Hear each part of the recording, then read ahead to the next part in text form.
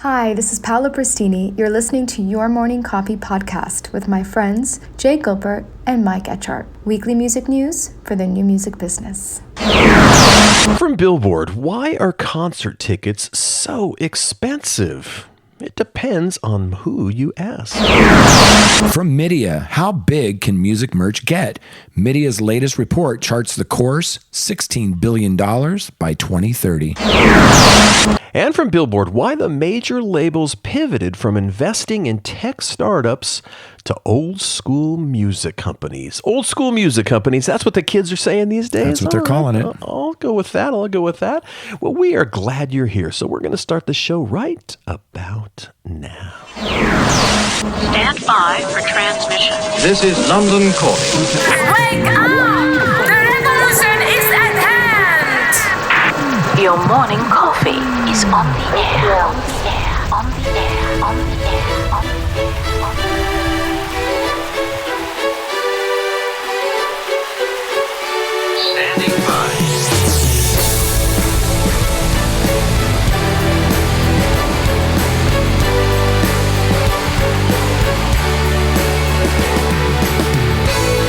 Your morning coffee, the weekly music news for the new music business. It's the highly curated, agitated, advocated, moderated, and liberated digital music information that you need to know. We are your digital music authority. And now from our studios in Hollywood, California, here's your hosts, Jay Gilbert and Mike Etchart.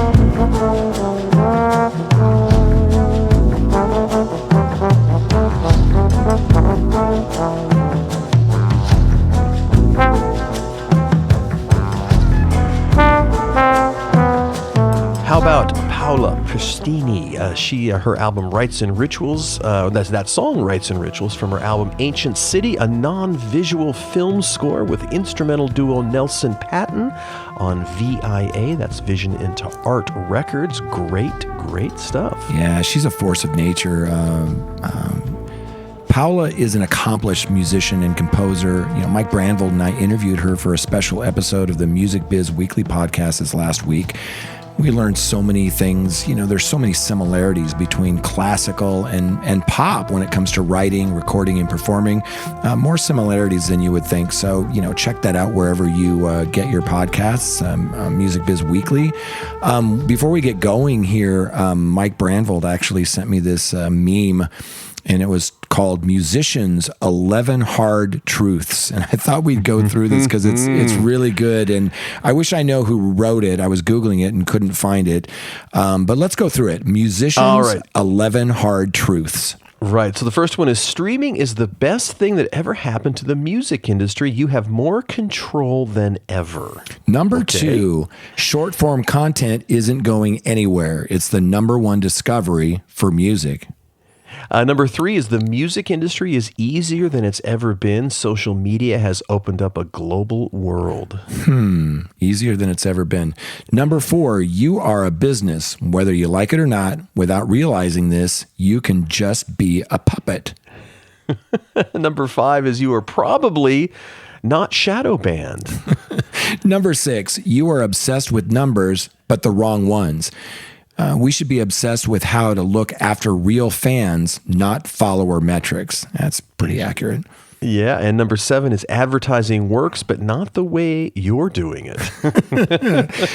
Number 8, making money from your fan base isn't horrible. It's a necessity. Yeah. Right. And then number 9 is albums are a bad strategy unless you have a fan base. Absolutely. Okay. It's a track-based economy. And, if there's not demand in the marketplace, why are you dropping a full album? Number 10, social media is a reflection of you. If it isn't working, you can improve everything.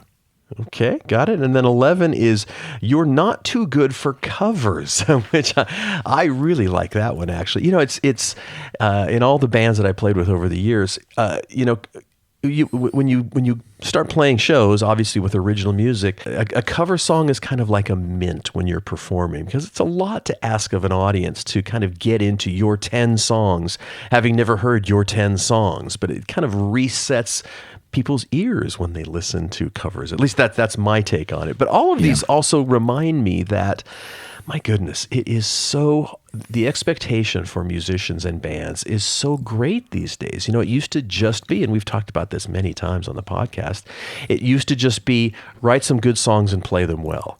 Yeah. Now it's all of those things are very true about it in many ways, it being the best time in the music business in terms of artist power, but it's so much work to do outside of even being a successful and well-playing band with great songs. That's right. There's write, record, perform. But then today, you've got Facebook, Twitter, Instagram, TikTok, YouTube, and there's just so much of this short-form video and content creation and posting on social media. It's a lot for musicians today. It is. It really is. But it's what a great, whoever wrote that. We don't really know who wrote that, but it's very thought-provoking, shall we say. Yeah, we'll see if we can track it down. Yeah, absolutely. Jay from Billboard, Kristin Robinson from her machine learning newsletter, Merlin's TikTok license expires today. What happens to indie music now? Sources at independent labels previously represented by Merlin discuss whether or not they are pursuing individual licensing deals with TikTok and how those deals differ. Yeah, that was a super hot topic this last week, and we talked about it a little bit on the podcast last week. But that came from Kristin Robinson and her Billboard newsletter. It's called Machine Learnings, and it's really good. And you can go on to Billboard. I think they have about 17 newsletters that you can sign up for free. And you and I talk a lot about the Ledger with Glenn Peoples. And there's so many great newsletters. Don't miss Machine Learnings by Kristin Robinson. And this past week, I actually got to talk to Kristin a little bit about it. Let's listen in. Kristin, I read that Billboard offers around 17 free newsletters like The Ledger, Legal Beat, Trending Up. You recently launched a new Billboard newsletter called Machine Learnings. Great title, by the way. Tell us about that. Well, thank you. Yes, so Machine Learning's launched in, I believe it was May or June of this year. It's every other week. And it's primarily an AI music newsletter, but also we cover all sorts of tech topics that are relevant to the music business.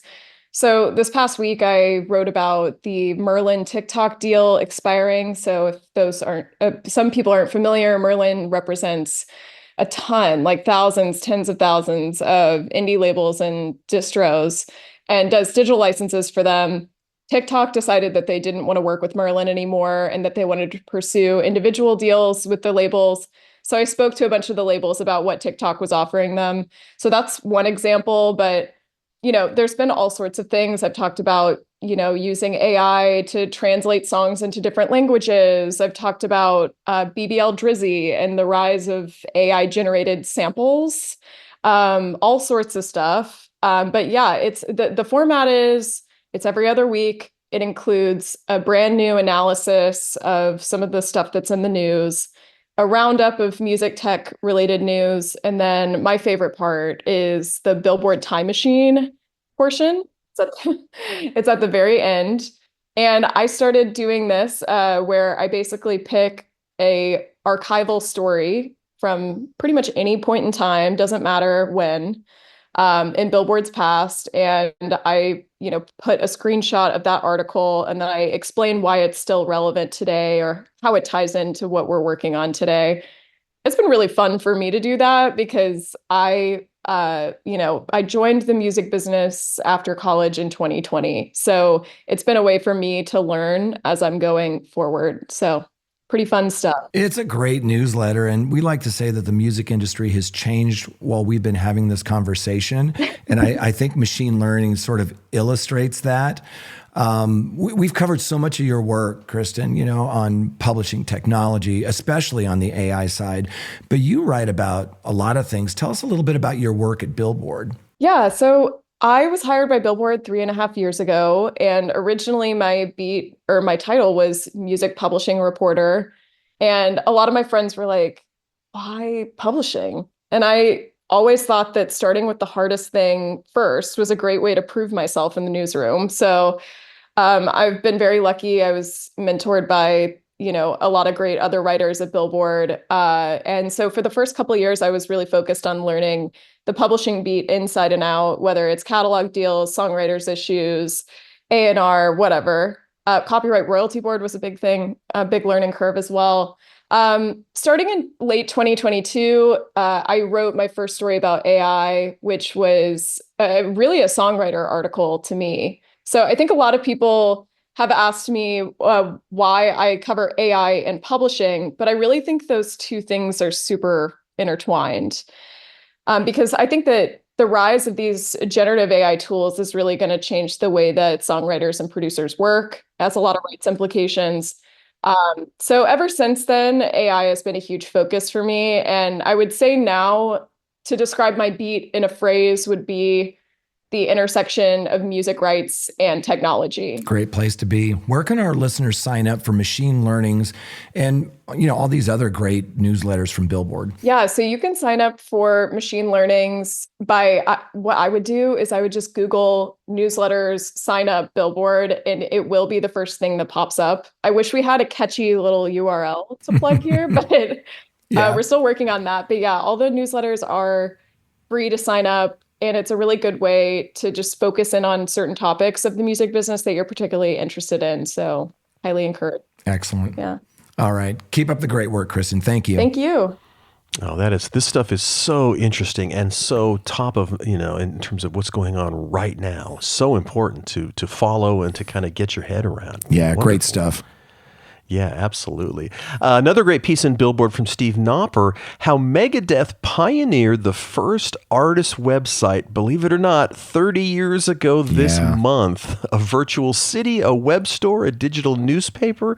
All these were brand new when the groundbreaking metal band led the way into the internet age. 30 years ago, Megadeth was the first musical artist ever to participate in a chat room on its website, in quotation marks, on the, in quotation marks, internet. Right. And that idea came from Robin Bechtel, then sales director for Megadeth's label, Capitol Records. The virtual city, based on the location of the band's new studio in Phoenix, was a concept for the first ever artist website. Wow. In addition to the chat room, they called that Mega Diner. The site featured an art and digital postcard repository, Vic's Cactus Hut and souvenir shop, a newspaper titled Horror Scopes, and links to videos and online radio tracks. It was designed to promote Megadeth's album Euthanasia, but its legacy ultimately became to onboard people onto the World Wide Web, is what it was called then, according to Robin Bechtel. Sure, at Capitol, she wrote a proposal for the Megadeth website and requested a $30,000 budget. That's a $30,000 budget, by the way, 30 years ago, which is a lot of money. Her boss and someone I knew, a very cool guy, Senior VP of Sales and Field Marketing, Lou Mann, agreed, even though other Capitol employees had no idea what she was talking about. The World Wide Web was available to the public for only about a year prior to Megadeth's website. That's right. Isn't that crazy? 30 years ago. Unbelievable. Unbelievable. There was another great story in Billboard written by Kathy Applefield Olson and Tom Duffy. And the headline was Billboard's 2024 Top Music Business Schools. And as I was reading through there, I noticed a lot of people that we know. I know a lot of schools that I've done guest lectures at, and it's so great to see these people get a little bit of recognition for the hard work that they do. And you and I talked about how when we were in college that there weren't a lot of music business programs around. There were some, but there weren't a lot of them. And today, they're amazing. Some of these programs are absolutely awesome. So if you're thinking about going to a school for music business, check out this article in Billboard about their top music business schools, and our shout out to Kathy and Tom. Great piece. Yeah, great piece, and it truly is the golden age of music business schools and programs. And we jumped in without knowing anything, and you and I have also talked about how in the then and now, really, nobody does a good job of onboarding and telling you really about the company you've just gone to work for and how it started and what happened. And it's sink or swim, right? They throw you into the pool. And if you're lucky enough to have a mentor or some smart people around you to sort of buoy you, you survive and you can even flourish. But it's like being paid to go to school. And today it's a little bit different. They have some really great training, whether you want to get into recording and engineering or touring or songwriting even. All those different aspects, music business, law. There's so many great schools and resources out there for people today. It's awesome. Yeah, it's a great time. And speaking of Billboard, Jay, you got, of course, you guys do the Behind the Setlist podcast, and you just had Sixpence None the Richer. What a great band. And they're back. They are back after not touring for 25 years. I actually saw them in Nashville last week. And they killed it. The place was packed. They put on a great show. They were fantastic. And check out that episode of Sixpence None the Richer, Behind the Set List. But also they have a new EP out. It's called Rosemary Hill, and it's absolutely wonderful. Nice to have them back for sure. Yeah.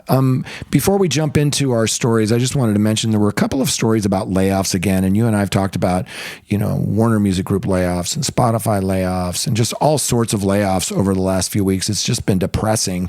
But there were a couple other ones that were mentioned in your morning coffee this week. There was a story from Engadget where the headline was Tidal, which is in dire need of some good marketing, lays off its entire product marketing team. And then from Music Business Worldwide, there was a story. The headline was DistroKid to lay off 37 union workers. So sorry to hear that. It's never easy when these layoffs happen. It affects people's lives, but a lot more layoffs happening. Oh, so sad, so sad. We have both been through that stuff, and it sucks big time. And sorry to hear that people are losing their gigs. Very, very sad. Jay, before we jump into the stories, let's reach out and thank our sponsors because, boy, we are so lucky to have them, including Soundtrack, Music for Business. The bad news is that over 70% of U.S. small and mid-sized businesses are misusing music, resulting in a loss to music creators, rights holders, and the music industry to the tune of over $1.3 billion per year in the U.S. alone. The good news is that 33% of consumers discover new music they hear played in businesses such as restaurants, retails, bars, and hotels. Soundtrack is the leading music streaming service for business, providing music to more than 80,000 businesses globally. So to learn more, jump over to soundtrack.app/artist-guide for more details and information. Great stuff over there they're doing. It's really, really cool. Yeah, and we're also sponsored by Music.ai. Music.ai is a trailblazing AI-powered music and audio platform offering an expansive suite of over 50 stackable AI audio solutions. You want to change the tempo or pitch of your song, adjust instruments or vocals, mute background noises. Music.ai makes it super easy. Embraced by record labels, agencies, tech firms, and developers, Music.ai is synonymous with audio innovation. With over 45 million users, their tools process over 2 million minutes of audio every single day. They can process yours today. Visit Music.ai to get started. Oh yeah, fun stuff. Those tools are absolutely amazing. We are also sponsored by Bandzoogle. Built by musicians for musicians, Bandzoogle is an all-in-one platform that makes it easy to build a stunning website and online store for your music in minutes.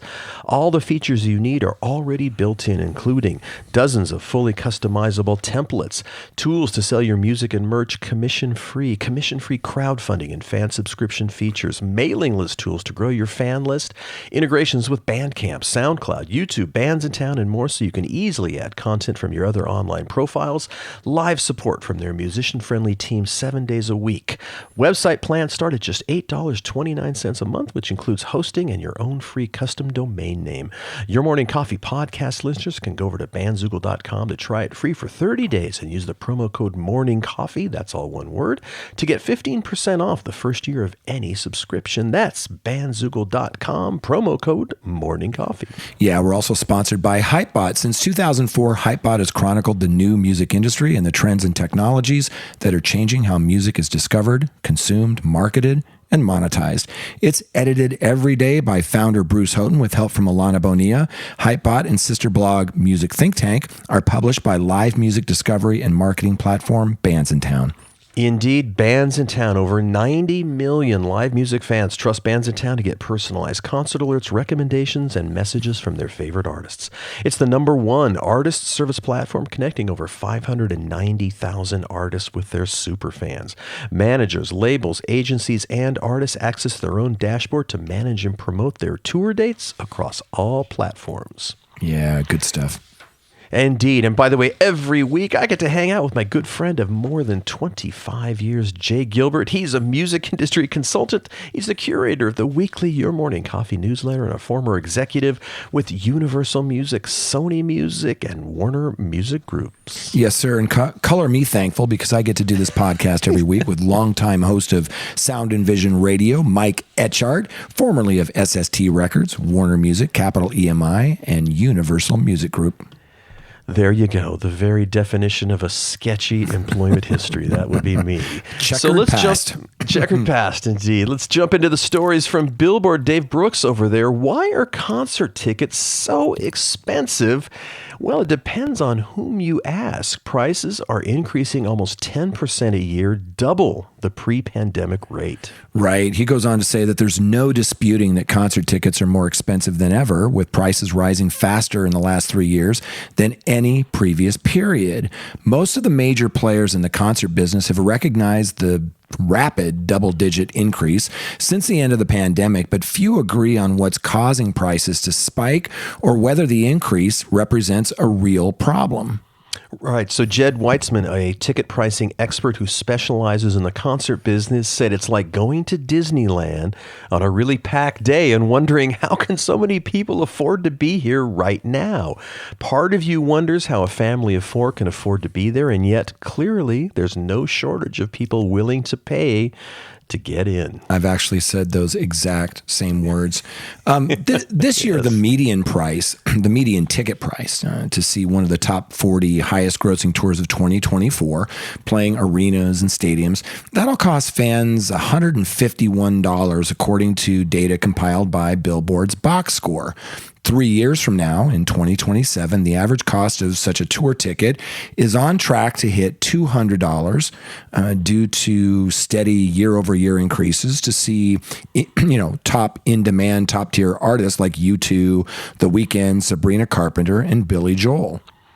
So prior to the pandemic, the price of admission to a top 40 concert had increased 3 to 4% a year, according to Billboard Box Score. That number more than doubled when touring resumed, increasing an average 9.9% annually.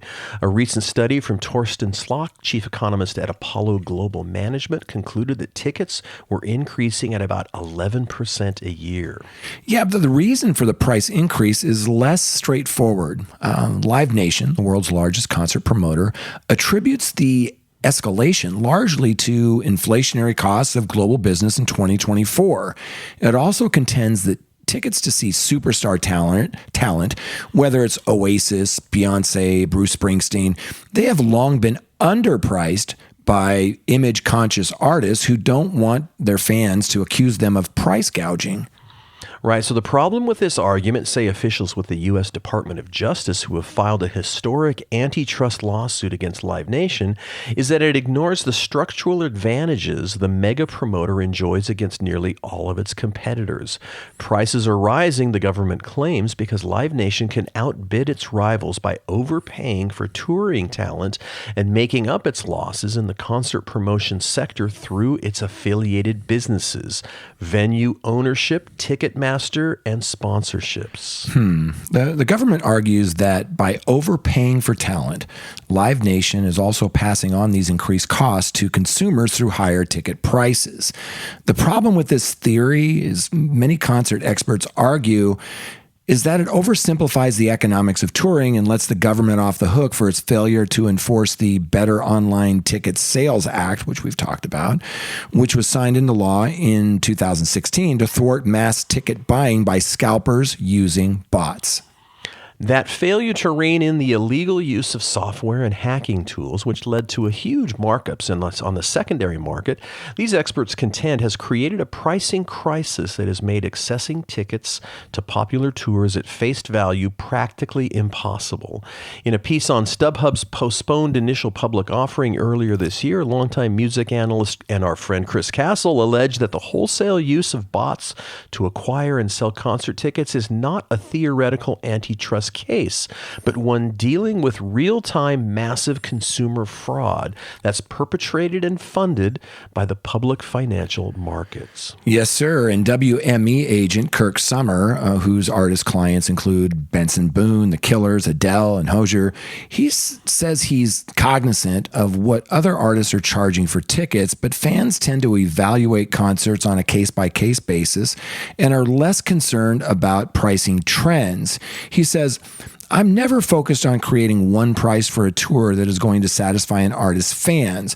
The goal is always to create a wide range of opportunities that fans from all income levels can buy into. It's important there's something for everyone. So as we always say, Mike, there's three sides to every story, yours, mine, and the truth.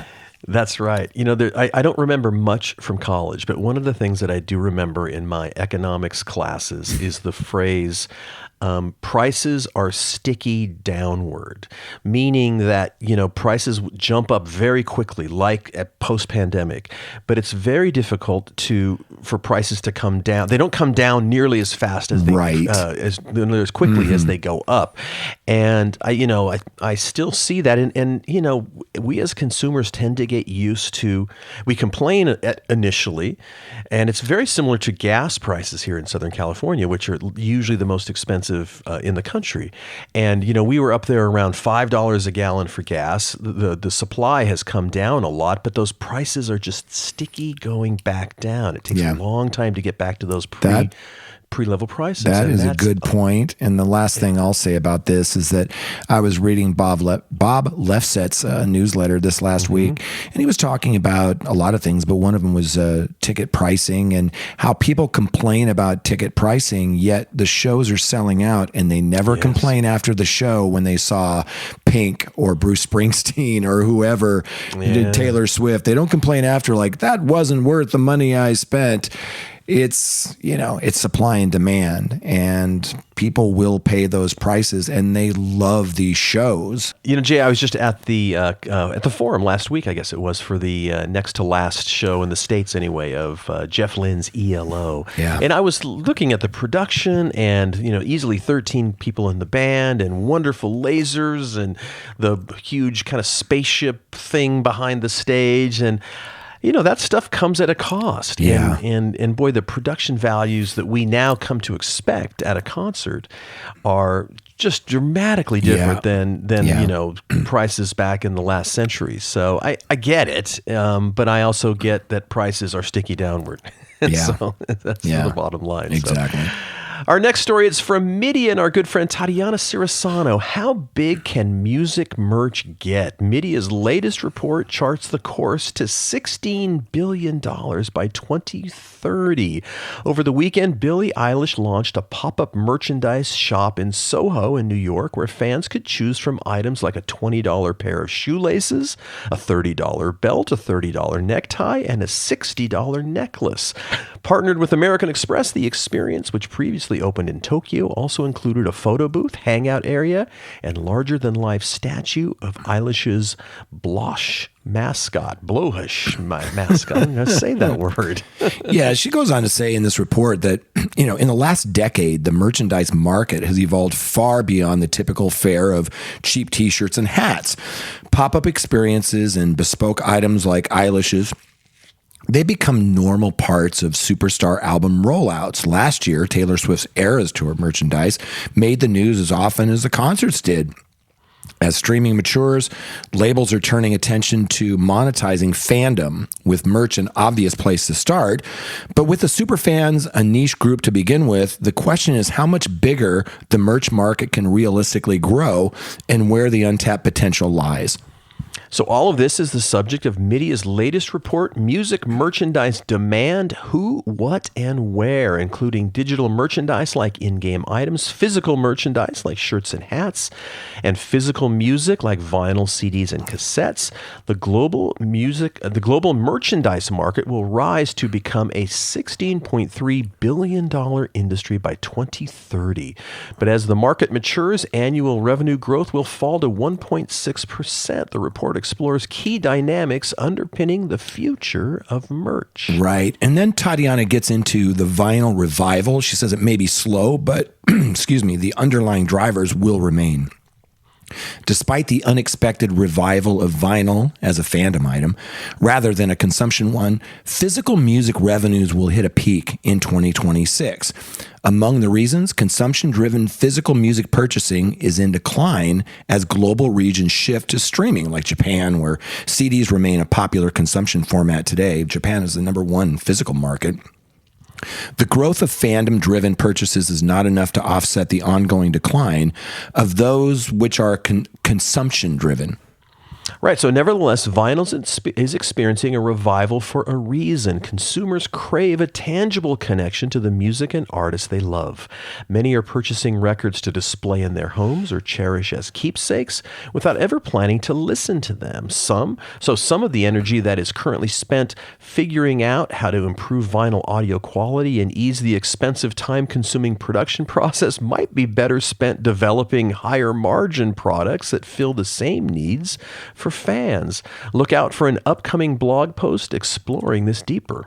Right. Tatiana says that unofficial merch sales are eating into the market.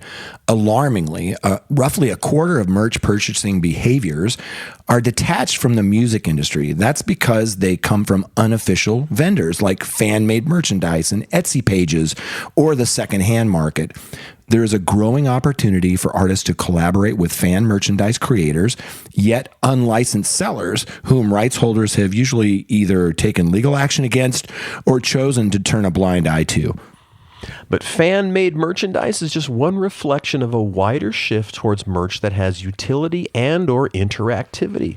For example, in-game merchandise often comes with utility, as Battle Pass rewards often come in the form of cosmetic rewards. There's also a growing array of in-real-life merch products that take the form of practical daily items, such as Japanese breakfast chopsticks or Lady Gaga's rain boots. Even more interactive are customizable merch items and fan-made merch. As new generations seek to create and remix culture rather than just consume it, the more useful and interactive merch can be, the better. Right. So Tatiana's report says it all begins with fandom. The past decade of streaming is focused on scaling the passive masses, with fandom left somewhat to the wayside. The best way to grow the merch sector is by focusing on building deep, engaged fan bases.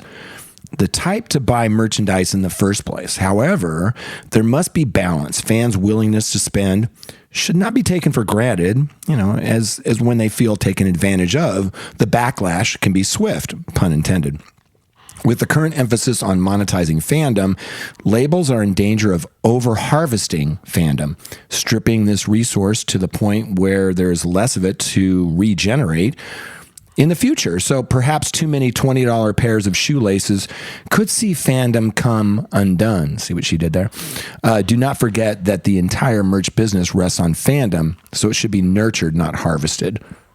Right. As the music industry focuses on future growth drivers beyond streaming, merch is an important piece of the puzzle with more room to grow. But what is clear is that the merch market will require innovation of its own. Well, it is big business. And at that same sure ELO is. concert, boy, I noticed all the bootleg T-shirts being sold outside. It's crazy. And you can get this full report on Media. Go to their website. But great sort of recap there by Tatiana Sarasano. It is. And our last story, why the music labels pivoted from investing in tech startups to old school music companies. This is from our good friend Glenn Peoples in his Ledger newsletter. As streaming growth slows in mature markets, the majors are increasingly looking to labels, catalogs, and services in emerging markets overseas. The music business, Glenn says, is getting back to basics. Yeah, he says in a few short years, the major labels have gone from investing in and partnering with speculative tech startups to pouring money into regionally focused music companies across Asia, Africa, and Latin America. He says after a brief flirtation with NFTs and live streaming businesses, anything resembling a faddish technology seems to be out of favor, judging from the deals and partnerships they've been making lately. Instead, the majors are targeting old school music companies that own catalogs and develop artists and can benefit from the majors' global network of distribution and other services. Right. Glenn goes on to say that in 2024 alone, the three majors, Universal, Sony, and Warner, have acquired or invested in 11 record labels, music catalogs, and service providers in small or developing markets. The flurry of deals, there were even more in 2023 and preceding years, provide the majors with more content for their ever-increasing distribution pipeline and more international artists to take to the Western markets. So take UMG's run of acquisitions and investments in 2024, the remaining stake of European indie label group PIAS, the remaining stake in the catalog of Thai music company RS Group, a majority stake in Nigerian record label Maven Global, and the outright acquisition of Outdustry, a multifaceted company with an artist and label services arm that focuses on China, India, and other high-growth emerging markets. Right. Outdustry will be a division of Virgin Music Group, UMG's fastest-growing distribution and artist services company that includes distributor Ingrooves Music Group and Integral, formerly the artist services division of PIAS. The focus on emerging markets and artist services is a noticeable change from a few years ago when NFT prices soared and fans were stuck at home during the pandemic. The majors invested in blockchain, virtual reality, and live streaming startups. Right. Warner Music Group has also had a busy year investing in traditional music companies. In March, WMG purchased a stake in India's Global Music Junction and launched Warner Music South Asia in April. Last year, the company took a majority stake in Devo, an Indian digital media and music company. So the majors continue to buy catalogs. Of course, this year Sony Music purchased Pink Floyd's recorded music catalog in addition to merchandising and name and likeness rights. And UMG bought a minority stake in Chord Music Partners, which holds the right to over 60,000 songs. Expensive song catalogs give the majors rights to assets with long, productive lives. But given the enormous size of these companies, artist catalog acquisitions barely move the revenue needle. A legendary artist catalog might cost $200 million, but generate a steady $10 million a year. A healthy sum, but a pittance to a company with annual sales exceeding $12 billion. Right. Glenn goes on to say that rather than pour money into just catalogs, the majors are buying entire companies and building new businesses with growth potential. As Morgan Stanley analyst wrote in an investor note about UMG last week, earlier acquisitions have had a negligible effect on revenue and a small impact on profit growth. But in the future, they're likely to be a more important driver of revenue growth. And Morgan Stanley expects UMG's financial reports to break out their impact, for example, reported revenue versus organic revenue. Right. So Glenn says, in buying regional music companies and building artist services business, the majors are also taking a defensive measure. Independents such as Believe have been investing in local markets for years. In 2024 alone, Believe purchased the remaining stake in Turkish record label DMC and acquired Indian label White Hill Music's music catalog and YouTube channel. Independent distributors such as United Masters, STEM, Symphonic Distribution, and Create Music Group have given artists a viable alternative to major label-owned systems. The majors are simply changing along with the market. So you can jump over to Billboard to read the full article, and good work from our friend Glenn, as always. Yes, sir, and I have to apologize. I took a drink of water and I think I inhaled it. So if you hear me clearing my throat and sort of choking through some of that stuff, that is why. But I think I'll survive. First world problem. And that's why I say that Jay has a drinking problem right there. Clearly I do. Well, on that note, we got to wrap up the show. And so if you enjoy the show, please tell one friend. Jay and I would certainly appreciate it. If you tell 5 friends, well, then Jay will come over and mow your lawn or wash your car, whichever happens first. So we'd like to thank our sponsors, Soundtrack, Bandzoogle, Music.ai, Hypebot, and Bands in Town. And so on behalf of the man who can't drink water very well, Jay Gilbert, I'm Mike Etchart, and I say thanks for listening. And we'll be back next week on the Your Morning Coffee Podcast.